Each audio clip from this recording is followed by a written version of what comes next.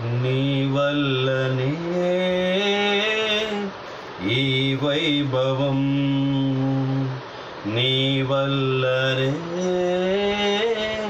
ఈ వైభవం, నీ చెంతనే నాకు జయ జీవితం, నీ చెంతనే నాకు జయ జీవితం, నీ చేతిలో శాంతి సుఖం, నీవేగనా సంతోషం, నీ వల్లనే ఈ వైభవం, నీ వల్లనే ఈ వైభవం. మూడవ చరణాన్ని పాడుతుంది. మరణ చెరనున్న క్షయదేహమందు, మరణ చెరనున్న క్షయదేహమందు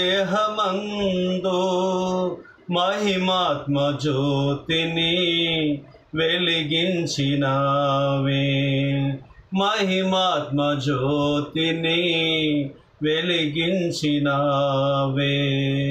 పరిచర్యలో ముందుంచిన పలు రీతిలో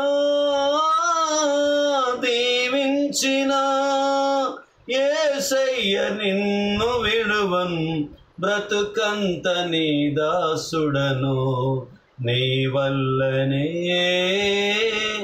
ఈ వైభవం, నీ వల్లనే ఈ వైభవం.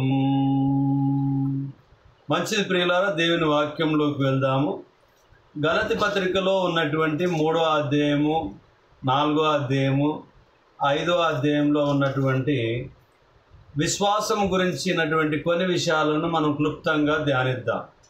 నేటి దినాన మనం ధ్యానించేటటువంటి అంశము విశ్వాసం ద్వారా దేవుని దగ్గరికి అనే విషయాన్ని మనం క్లుప్తంగా కొన్ని విషయాల్లో గలతి పత్రిక ద్వారానే చదువుకొని మనం ముందుకు కొనసాగుదాం. ఇందులో విశ్వాసం ఉన్నది, అలాగనే ధర్మశాస్త్రం ఉన్నది. ధర్మశాస్త్రము యేసుక్రీస్తు ప్రభువారికి బాల శిక్షకుడిగా సహాయపడిన విధానాన్ని మనం చూస్తాం. అలాగనే అపోస్తలుడైనటువంటి పౌలు గారు దేవుని వాక్యాన్ని తాను విశ్వాసం ద్వారా ఏ విధంగా అయితే ఉన్నారో ఆ విషయాలను మనకు క్లుప్తంగా వివరిస్తూ ఉంటున్నారు. అలాగనే విశ్వాసం ద్వారా పరిశుద్ధాత్మను పొందడము, అలాగనే విశ్వాసం ద్వారా అబ్రహాం గారు నీతిమంతుగా మార్చడము, విశ్వాసం ద్వారానే మరి దేవుని దగ్గరికి మనం అందరము చేరడము, విశ్వాసం ద్వారా అంటే యూదులపై ధర్మశాస్త్రం యొక్క శాపం గురించి కూడా మనం చూస్తాం. ధర్మశాస్త్రం యొక్క అసమర్థత గురించి కూడా 3వ అధ్యాయము 19-22 నుంచి మనం చూస్తాం. అలాగనే ధర్మశాస్త్రం తాత్కాలిక స్వభావాన్ని గురించి కూడా మనం చూస్తాం. క్రీస్తు వద్దకు నడిపించే బాలశిక్షకుడు ధర్మశాస్త్రం అని కూడా మనం చూస్తాం. బానిసత్వం నుండి దత్తపుత్రత్వమునకు నడిపించేటటువంటిదిగా చూస్తాం. పౌలు యొక్క వ్యక్తిగత విన్నపముల గురించి, గలతీయులు ఆత్మీయమైన బానిసత్వమునకు మరుల గురించి, గలతీయుల ప్రవర్తన పట్ల పౌలు యొక్క దిగ్భ్రాంతిని గురించి, ఆగారు మరి శారాల యొక్క రూపకం గురించి మనం చూస్తాం. ఈ 3వ అధ్యాయంలోనే 3వ అధ్యాయంలో మరి 4వ అధ్యాయంలో 5వ అధ్యాయంలో ఈ విషయాలను సాధ్యమైనటువంటి తొందరగా మనము ధ్యానిద్దాం ప్రియులారా.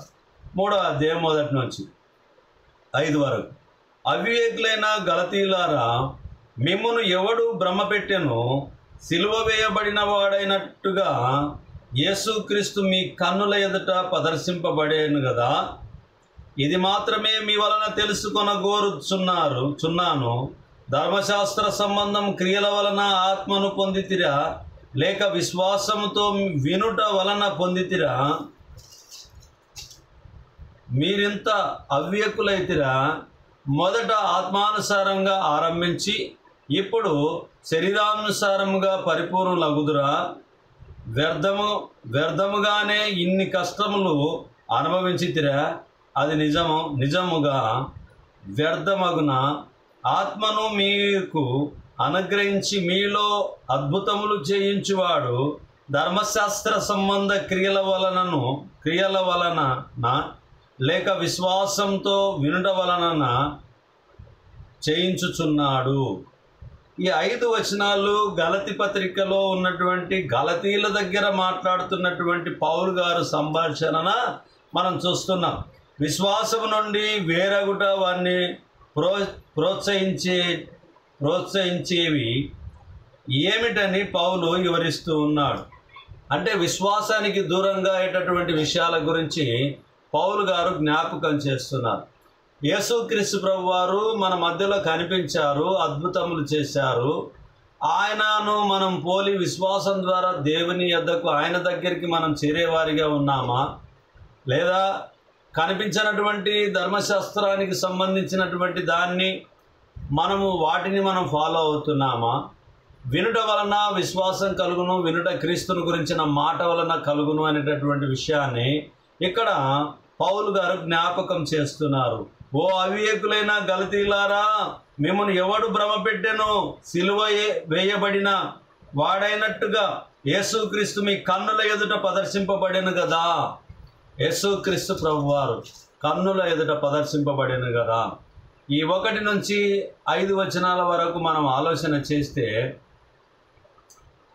మరి ఈ 5 వరకు మనము విశ్వాసం నుండి తొలగిపోకూడదు అనేటటువంటి విషయాన్ని మనం గమనిస్తూ ఉంటున్నాం.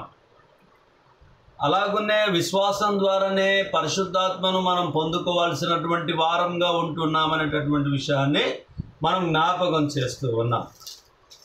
6వ వచనం నుంచి మరి 9వ వచనం వరకు మనం చూద్దాం ప్రియులారా. అబ్రహాము దేవుని నమ్మెను, అది అతనికి నీతిగా ఎంచబడెను. కాబట్టి విశ్వాస సంబంధులే అబ్రహాము కుమారుని మీరు తెలుసుకొనుడి. దేవుడు విశ్వాసం మూలంగా అన్యజనులను నీతిమంతులుగా తీర్చునని లేఖనము ముందుగా చూచి నీ యందు అన్యజనులందరూ ఆశీర్వదింపబడుదురు అని అబ్రహామునకు సువార్తను ముందుగా ప్రకటించెను. కాబట్టి విశ్వాస సంబంధులే విశ్వాసం గల అబ్రహాముతో కూడా ఆశీర్వదింపబడుదురు. విశ్వాస సంబంధులు మాత్రమే విశ్వాసం ద్వారానే ఆశీర్వదింపబడతాము అనేటటువంటిది అన్యజనులమైనటువంటి మనం. యూదులు వేరుగా ఉంటున్నారు. అన్యజనులమైనటువంటి మనము ఆశీర్వాదం పొందడానికి దేవుని కృపను చూపిస్తూ ఉంటున్నది. మనకు ప్రాముఖ్యమైనటువంటిది ఏమిటి అని అంటే, మన విశ్వాసమే దేవుని యొద్దకు మనల్ని నడిపిస్తుంది. మన విశ్వాసములో ఎప్పుడు మనం తొట్టిల్లకూడదు. విశ్వాసం లేకుండా దేవునికి ఇస్తులై ఉండుట అసాధ్యమో. విశ్వాసం ద్వారా మన పితరులెందరో రాజ్యాల్ని జయించినారు. విశ్వాసం ద్వారానే నేను దేవుని యొద్దకు రావాలని చెప్పి పౌలు గారు మరి ధర్మశాస్త్రానికి సంబంధించినటువంటి వారిగా మీరు కాకూడదు. యూదులకు అది శాపంగా ఎంచబడి ఉంటున్నది. మరి మీరు అలా కాదు. అబ్రహాము గారు విశ్వాసం ద్వారానే దేవునికి దగ్గరయ్యారు. కాబట్టి మీరు కూడా అలాగనే దగ్గర కావాల్సిందిగా అన్యజనులకు దేవుడిచ్చినటువంటి ఆశీర్వాదాన్ని మనం జ్ఞాపకం చేసుకోవాలనేటటువంటి విషయాన్ని క్లుప్తంగా మనకు జ్ఞాపకం చేస్తూ ఉంది. విశ్వాసులకు తండ్రి అయిన అబ్రహాముకున్నటువంటి విశ్వాసము మనం కూడా పొందుకోవాలని చెప్పి దేవుని వాక్యం మనకు తెలియపరుస్తుంది. యూదులపై ధర్మశాస్త్రం యొక్క వాటి ఉద్దేశాన్ని గురించి 10వ వచనం గురించి మనం చూద్దాం. ధర్మశాస్త్రం విధించిన క్రియలకు సంబంధులందరూ ధర్మశాస్త్రము విధించిన క్రియలకు సంబంధులందరూ శాపమునకు లోనై ఉన్నారు. ఎందుకనగా ధర్మశాస్త్ర గ్రంథమందు రాయబడిన విధులన్నీ చేయుటయందు నిలకడగా ఉండని ప్రతి వాడును శాపగ్రస్తుడని రాయబడి ఉన్నది. ధర్మశాస్త్రము చేత ఎవడును దేవుని ఎదుట నీతిమంతుడని తీర్చబడను సంగతి స్పష్టమే. ఏలయనగా నీతిమంతుడు విశ్వాసం మూలంగా జీవించును. ధర్మశాస్త్రం విశ్వాస సంబంధమైనది కాదు, కానీ దాని విధులు ఆచరించువాడు వాటి వలననే జీవించును. ఆత్మను గురించిన వాగ్దానం విశ్వాసం వలన మనకు లభించినట్లు అబ్రహాము పొందిన ఆశీర్వచనము క్రీస్తు యేసు ద్వారా అన్యజనులకు కలుగుటకై క్రీస్తు మన కోసము శాపమై మనలను ధర్మశాస్త్రం యొక్క శాపము నుండి విమోచించను. ఇందును గురించి మ్రాను మీద వేలాడిన ప్రతి వాడును శాపగ్రస్తుడని రాయబడి ఉన్నది. చూడండి ప్రియమైనటువంటి వారులారా, ధర్మశాస్త్రము యూదులకు శాపముగా ఉన్నది అని అంటే వాటి నియమాలన్నీ కూడా పాటించాలి. అందులో ఏది తప్పిపోయినా కూడా శాపం వస్తుంది అనేటటువంటి విషయాన్ని, యోధులపై ధర్మశాస్త్రం యొక్క శాపం గురించినటువంటి విషయాన్ని మనం ఇక్కడ జ్ఞాపకం చేస్తూ ఉన్నాం. మరి ఒక మనుషుడు శిలువ మరణం ద్వారానే మనకు పాప విమోచన కలుగుతుంది, కానీ ధర్మశాస్త్రం వలన కాదు. ధర్మశాస్త్రాన్ని యేసుక్రీస్తు ప్రభువారు నెరవేర్చడానికి వచ్చి ఉన్నారనేటటువంటి విషయాన్ని గలతీ పత్రికలో అపోస్తలుడైనటువంటి పౌలు గారు బాగా ఉపద్ఘాతించి ఉంటున్నారు, చెప్తూ ఉన్నారు, వివరిస్తూ ఉన్నారు. గలతీ సంఘంలో ఉన్నటువంటి వారిని గద్దిస్తూ ఉన్నారు, హెచ్చరిక చేస్తూ ఉంటున్నారు. కాబట్టి నా ప్రియ సహోదరి సహోదరులారా, మనం కూడా మరి ధర్మశాస్త్రం నెరవేర్చబడి ఉంటున్నది క్రీస్తులో. మరి కొత్త నిబంధనలో మనం ఉంటున్నాం, కృపాకాలంలో ఉంటున్నాం. కాబట్టి విశ్వాసం ద్వారానే దేవుని దగ్గరికి మనం చేరగలుగుతాము. కాబట్టి విశ్వాసాన్ని ఎప్పుడు కూడా మనం విడిచి ముందుకు కొనసాగకూడదనేటటువంటిది జ్ఞాపకం చేస్తూ ఉంది. అలాగనే 3వ అధ్యాయము 15వ వచనం నుంచి 18వ వచనం వరకు మనం చూద్దాము. ఇక్కడ ధర్మశాస్త్రమునకు పూర్వమే అబ్రహామునకు వాగ్దానం చేయబడడం గురించి రాయబడి ఉన్నది. సహోదరులారా, మనిషి రీతిగా మాట్లాడుచున్నను మనుషుడు చేసిన ఒడంబడిక అయినను స్థిరపడిన తరువాత ఎవడునూ దాన్ని కొట్టివేయడు, దానితో మరి ఏమీయూ కలపడు. అబ్రహామునకును అతని సంతానమునకు వాగ్దానములు చేయబడెను. ఆయన అనేకులను గురించి అన్నట్టు సంతానములకును అని చెప్పక ఒకని గురించి అన్నట్టే నీ సంతానమునకు అనేను. ఆ సంతానము క్రీస్తు. నేను చెప్పునదేమనగా 430 సంవత్సరములైన తర్వాత వచ్చిన ధర్మశాస్త్రము వాగ్దానమును నిరార్థకము చేయనంతగా పూర్వమందు దేవుని చేత స్థిరపరచబడిన నిబంధనను కొట్టివేయదు. ఆ స్వాస్థ్యము ధర్మశాస్త్రం మూలముగా కలిగిన ఎడల ఇక వాగ్దానం మూలముగా కలిగినది కాదు. అయితే దేవుడు అబ్రహామునకు వాగ్దానం వలననే దానిని అనుగ్రహించెను. అబ్రహామునకు వాగ్దానం మూలముగానే దానిని అనుగ్రహించెను. ఇక్కడ మనము 16వ వచనం చూసినప్పుడు అబ్రహామునకును అతని సంతానమునకును వాగ్దానములు చేయబడెను. ఆయన అనేకులను గురించి అన్నట్టు సంతానములకు అని చెప్పక ఒకరి గురించి అన్నట్టే నీ సంతానమునకు అనెను. ఆ సంతానము క్రీస్తు అనేటటువంటిది జ్ఞాపకం చేస్తుంది దేవుని వాక్యం. ఆ సంతానము క్రీస్తు అనేటటువంటిది ఒకరి గురించి చెప్పబడినట్టుగానే చెప్పబడింది. కాబట్టి ఆ ఒక్కరు యేసుక్రీస్తు ప్రభువారు, ఆయన సంతానం అనేటటువంటిది ఇక్కడ ఈ లేఖనంలో క్లుప్తంగా వివరించబడి ఉంటున్నది. ఈ లేఖనాల్లో మనము 15 నుంచి మనం చూసినప్పుడు ఆత్మీయ సహోదరుల గురించి తెలియపరచబడుతుంది, విశ్వాసులకైనటువంటి వాగ్దానముల గురించి తెలియపరుస్తుంది, మన రక్షకుడు క్రీస్తును గురించినటువంటి మాటల్ని మనకు చెప్పబడుతూ ఉన్నది. ఇప్పుడు మరి 3వ అధ్యాయము 19వ వచనం నుంచి 22వ వచనం వరకు మనం చూసినప్పుడు ధర్మశాస్త్రము యొక్క అసమర్థత గురించి కొన్ని విషయాలను ఇక్కడ క్లుప్తపరుస్తూ ఉంటూ ఉన్నది. 3వ అధ్యాయము 19 నుంచి చూద్దాం. 19 నుంచి 22 వరకు చూద్దాం. అలాగైతే ధర్మశాస్త్రం ఎందుకు, ఎవనికి ఆ వాగ్దానం చేయబడెనో ఆ సంతానం వచ్చు వరకు అది అతిక్రమములను బట్టి దానికి తర్వాత ఇయ్యబడెను. అది మధ్యవర్తి చేతే దేవదూతల ద్వారా నియమింపబడెను. మధ్యవర్తి యొక్కనికి మధ్యవర్తి కాడు గాని దేవుడు ఒక్కడే. ధర్మశాస్త్రము దేవుని వాగ్దానములకు విరోధమైనదా? అట్లనరాదు. జీవింపజేయ శక్తి గల ధర్మశాస్త్రం ఇవ్వబడి ఉన్న ఎడల వాస్తవముగా నీతి ధర్మశాస్త్రం మూలముగానే కలుగును గాని యేసుక్రీస్తు నందలి విశ్వాసం మూలముగా కలిగిన వాగ్దానము విశ్వసించు వారికి అనుగ్రహింపబడినట్లు లేఖనము అందరినీ పాపములో బంధించెను. యేసుక్రీస్తు నందలి విశ్వాసం మూలంగా కలిగిన వాగ్దానము విశ్వసించు వారికి అనుగ్రహింపబడినట్లు లేఖనము అందరికీ పాపములో బంధించెను. అంటే ఈ ధర్మశాస్త్రంలో ఉన్నటువంటి ఆ ఒడంబడికలు, పాత పద్ధతులు, పాత అలవాట్లన్నింటినీ కూడా యేసుక్రీస్తు ప్రభువారిలో నెరవేర్చబడుతూ ఉన్నాయి. కాబట్టి ధర్మశాస్త్రము దేవుని యొద్దకు నడిపించడానికి మరి బాల శిక్షకుడు ఆయన అనేటటువంటి విషయాన్ని మనము ముందుకు వెళ్ళినప్పుడు మనం చూద్దాం. ఇప్పుడు 3వ అధ్యాయము 23వ వచనాన్ని చూద్దాం. 3వ అధ్యాయము 23వ వచనం. విశ్వాసం వెల్లడి కాకమునుపు ఇక ముందు బయలుపరచబడబోవు విశ్వాసమవలంబింపవలసిన వారముగా చెరలో ఉంచబడినట్టు మనం ధర్మశాస్త్రములకు లోనైన వారమైతిమి.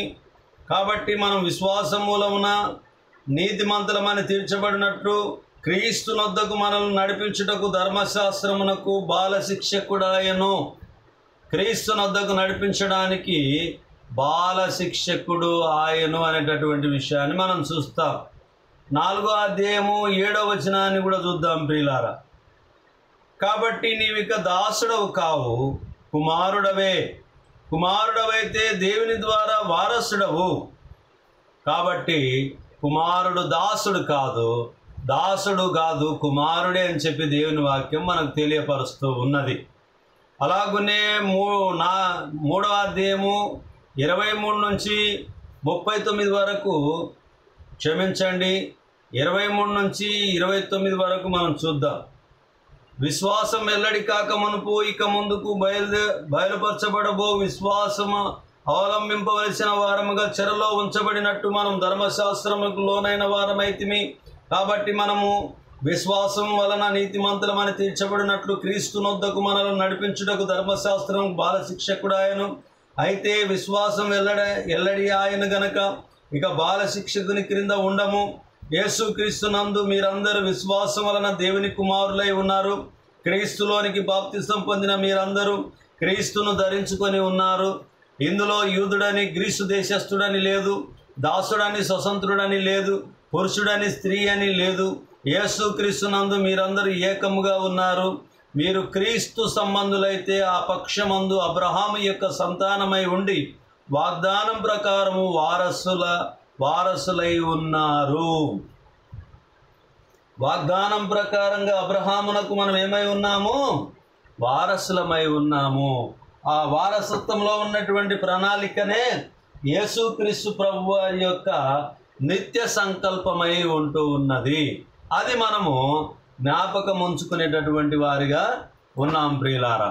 ఒకవేళ జ్ఞాపకం చేసుకోకుండా మనకు తోచిన విధంగా మనం మాట్లాడుకోవడం వల్ల ఏమీ ప్రయోజనం లేదు అనేటటువంటిది మనం జ్ఞాపకం చేసుకోవాలి. దేవుని మాటల్ని ధ్యానించినప్పుడు, ఆలోచించినప్పుడు దేవుని మాటలు ఏవైతే మనకు మాట్లాడుతూ ఉన్నాయో, మనకేమైతే అర్థమవుతుందో అర్థమయ్యే విధానాన్ని కాకుండా దేవుని వాక్యాన్ని అర్థం చేసుకునేటటువంటి విధంగా ఎప్పుడు ఏం జరుగుతుంది, ఎలా జరిగింది, మనకు పొందుపరిచిన లేఖనాలను ఆధారం చేసుకొని మనం ఉన్నది ఉన్నట్టుగా మాట్లాడుకోవడం, ఉన్నది ఉన్నట్టుగా తెలుసుకోవడమే దేవుని చిత్తమై ఉన్నది. విశ్వాసం నుంచి తొలగడము మంచిది కాదు అని చెప్పి గలతీ సంఘానికి అపోస్తలుడైనటువంటి పౌలు గారు బాగా గట్టిగా హెచ్చరిక చేస్తున్నటువంటి విషయాలను మనం చూస్తూ ఉన్నాం. అలాగనే 4వ అధ్యాయము 1 నుంచి 7 వచనాలు. మరియు నేను చెప్పున్నదేమనగా వారసుడు అన్నిటికీ కర్త అయి ఉన్నను, బాలుడై ఉన్నంత కాలము అతనికి దాసునికి ఏ భేదము లేదు. తండ్రి చేత నిర్ణయింపబడిన దినము వచ్చు వరకు అతడు సంరక్షకుల యొక్కయు గృహ నిర్వాహకుల యొక్కయు ఆధీనంలో ఉండును. అటువలే మనము బాలురమై ఉన్నప్పుడు లోక సంబంధమైన మూల పాఠములకు లోబడి దాసులమై ఉంటిమి. అయితే కాలము పరిపూర్ణమైనప్పుడు దేవుడు తన కుమారుని పంపెను. ఆయన స్త్రీ యందు పుట్టి మనము దత్తపుత్రులము కావాలనని ధర్మశాస్త్రమునకు లోబడి ఉన్న వారిని విమోచించుటకై ధర్మశాస్త్రమునకు లోబడిన వాడాయను. మరియు మీరు కుమారులైనందున నాయనా తండ్రి అని పెట్టు తన కుమారుని ఆత్మను దేవుడు మన హృదయంలోనికి పంపాను. కాబట్టి నీవిక దాసుడవు కావు, కుమారుడవైతే దేవుని ద్వారా వారసుడవు అనేటటువంటి విషయాన్ని మనకు క్లుప్తంగా జ్ఞాపకం చేస్తూ ఉన్నది. అలాగునే 8వ వచనం నుంచి కొన్ని వచనాల్ని మనం జ్ఞాపకం చేద్దాం ప్రియులారా. ఆ కాలమందైతే మీరు దేవుని ఎరగని వారై నిజమునకు దేవుళ్ళు కాని వారికి దాసులై ఉంటిరి. కానీ ఇప్పుడు మీరు దేవునిని ఎరిగిన వారును మరియు విశేషంగా దేవుని చేత ఎరగబడిన వారునై ఉన్నారు గనుక బలహీనమైనవియు నిష్ప్రయోజనమైనవియునైన మూల పాఠముల తట్టు మరలా తిరగనేలా మునుపటి వలె మరలా వాటికి దాసులై ఉండగోరనేలా మీరు దినములను మాసములను ఉత్సాహ కాలములను సంవత్సరములను ఆచరించుచున్నారు. మీ విషయమై నేను పడిన కష్టం వ్యర్థమైపోవునేమో అని మిమ్మును గురించి భయపడుచున్నాను. సహోదరులారా, మేము మీ వంటి వాడనైతిని గనక మీరును నా వంటి వారు కావాలనని మిమ్మల్ని వేడుకొనుచున్నాను. మీరు నాకు అన్యాయం చేయలేదు. మొదటిసారి శరీర దౌర్బల్యము కలిగినను నేను సువార్త మీకు ప్రకటించితినని మీరెరుగుదు. అప్పుడు నా శరీరంలో మీకు శోధనగా ఉండిన దానిని బట్టి నన్ను మీరు తృణీకరింపలేదు, నిరాకరింపనైనను లేదు. కానీ దేవుని దూతను వలెను క్రీస్తు యేసును వలెను నన్ను అంగీకరించితిరి. మీరు చెప్పుకొనిన ధన్యత ఏమైనది? శక్యమైతే మీ కన్నులు ఊడబీకి నాకు ఇచ్చి వేసి ఉందురని మీ పక్షమున సాక్ష్యం పలుకుచున్నాను. నేను మీతో నిజమాడినందున మీకు శత్రువునైతిన వారు మీ మేలు కోరి మిమ్మును ఆసక్తితో వెంటాడువారు కారు. మీరే తమ్మును వెంటాడవలెనని మిమ్మును బయటికి త్రోసివేయగోరుచున్నారు. నేను మీ యొద్ద ఉన్నప్పుడు మాత్రమే గాక ఎల్లప్పుడూ మంచి విషయములలో ఆసక్తిగా నుండుట యుక్తమే. నా పిల్లలారా, క్రీస్తు స్వరూపము మీ యందు ఏర్పడు వరకు మీ విషయమై మరలా నాకు ప్రసవ వేదన కలుగుచున్నది. మిమ్మును గురించి ఎటు తోచక ఉన్నాను. నేనిప్పుడు మీ మధ్యను వచ్చి మరి యొక్క విధముగా మీతో మాట్లాడగోరుచున్నాను. పౌలు గారు చెప్తూ ఉన్నారు, నన్ను ఏ విధంగా మీరు చేర్చుకున్నారో మీరు ఎరుగుతుంది. మీలాక నేను, నాలాక మీరు అని చెప్పి కోరుకుంటున్నారు. అయినప్పటికీ కూడా నేను బోధించినటువంటి బోధ, నేను తెలియజేసినటువంటి బోధ, నేను చెప్పినటువంటి క్రీస్తుని గురించినటువంటి బోధ, సంవత్సరముల గురించి, మాసముల గురించి, అమావాస్యల గురించి మీరు పడిపోకుండగా, సోదరులు పడిపోకుండగా, అభద్ర భావంలో పడిపోకుండగా, పాత ధర్మశాస్త్రానికి సంబంధించినటువంటి వడంబడికలు మీరు పడిపోకుండగా, నూతన స్వభావము, నూతన నిబంధనలో ఉన్నటువంటి క్రీస్తును ధరించుకొని ఉన్నామనేటటువంటి విషయాన్ని జ్ఞాపకం చేస్తూ ముందుకు కొనసాగడానికి పౌలు గారు పదే మనకు జ్ఞాపకం చేస్తూ ఉన్నారు. ఒకవేళ మీరు అలా పడిపోకూడదు అనేటటువంటి ఉద్దేశాన్ని మరి జ్ఞాపకం చేస్తూ ఉన్నాడు. మీరు ఏ విధంగా నన్ను బలహీనతలు కలిగినప్పుడు నన్ను ఏ విధంగా మీరు చేర్చుకున్నారు, మీరు ఏ విధంగా నాకు సహాయపడ్డారని అన్ని విషయాలను జ్ఞాపకం చేస్తూ ఉన్నారు. ఎందుకు ప్రసవ వేదన పడుతున్నాడని అంటే మీరు తప్పిపోకూడదు అనేటటువంటి ఉద్దేశంతో తాను ప్రసవ వేదన పడుతున్నటువంటి విషయాన్ని మనం జ్ఞాపకం చేస్తూ ఉంది ఈ వాక్యము. మరి 21వ వచనాన్ని కూడా చూద్దాం ప్రియులారా. ధర్మశాస్త్రముకు లోబడి ఉండగోరు వారులారా, మీరు ధర్మశాస్త్రం వినుట లేదా? నాతో చెప్పుడి. ధర్మశాస్త్రము ద్వారా మీరు లోబడి గోరువారులారా, మీరు ధర్మశాస్త్రం వినుట లేదా? నాతో చెప్పండి. ఎందుకనంటే ధర్మశాస్త్రము నెరవేర్చబడి ఉన్నది, క్రీస్తులో నెరవేర్చబడ్డది. కాబట్టి ఇక మీదట మీరు దాసులు కారు, కుమారులే అనేటటువంటి విషయాన్ని పౌలు గారు జ్ఞాపకం చేస్తూ ఉన్నారు. మళ్ళీ మీరు అందులో పడిపోకండి. అంటే పాత పద్ధతులు, పాత అలవాట్లకు మీరు పడిపోవద్దండి. అది నెరవేర్చబడ్డది, క్రీస్తులో నెరవేర్చబడ్డది, ధర్మశాస్త్రాన్ని నెరవేర్చబడ్డది. ఇప్పుడు అన్ని జనులకు కూడా ఆశీర్వదింపబడడానికి దేవుడు ఆశీర్వచనాన్ని పలికించబడింది, వాగ్దానం చేయబడ్డది. కాబట్టి మీరు జాగ్రత్తగా ఉండండి, మరి అందులోకి మీరు వెళ్ళకండి. అందులో ఉన్నటువంటిది యూదులకు మరి ప్రాముఖ్యంగా ధర్మశాస్త్రము అది పనిచేసి ఉన్నది. ఇప్పుడు అన్ని జనులకు కూడా ఆశీర్వాద వచనాన్ని కలగజేసి ఉన్నది. వాగ్దానం చేత అబ్రహామునకు విశ్వాసం ద్వారానే నీతిమంతులకు అబ్రహాము విశ్వాసులకు తండ్రి కాగలిగాడు. నీతిమంతుడై ఉన్నందువలన క్రీస్తు నీతిమంతుడు. కాబట్టి ఆ నీతిని మనం అనుసరిస్తూ నడుచుకోవాలని చెప్పి స్వభావ సిద్ధముగా దేవుని వాక్యాన్ని ప్రకటించినటువంటి క్రీస్తు దగ్గరికి, అపొస్తలుడైనటువంటి పౌలు గారి దగ్గరికి మనము ఉంటూ ఉన్నాం, బోధన చేస్తూ